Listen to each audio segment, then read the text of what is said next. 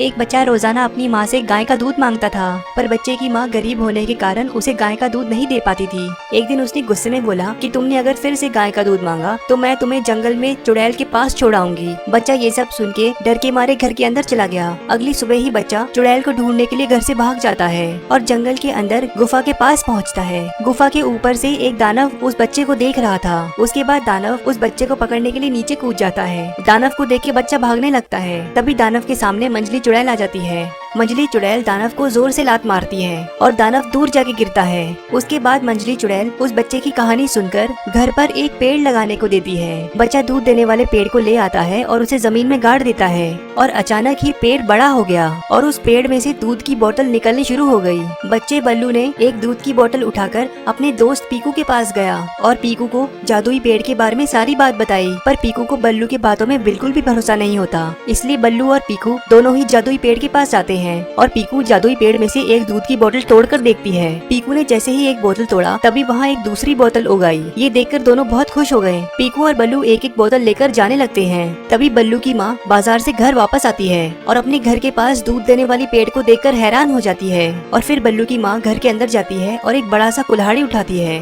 और उसके बाद बल्लू की माँ डरते हुए पेड़ को काटने के लिए आगे बढ़ती है। क्या बल्लू की माँ जादुई पेड़ को काट पाएगी? ये देखने के लिए लाइक और सब्सक्राइब करें।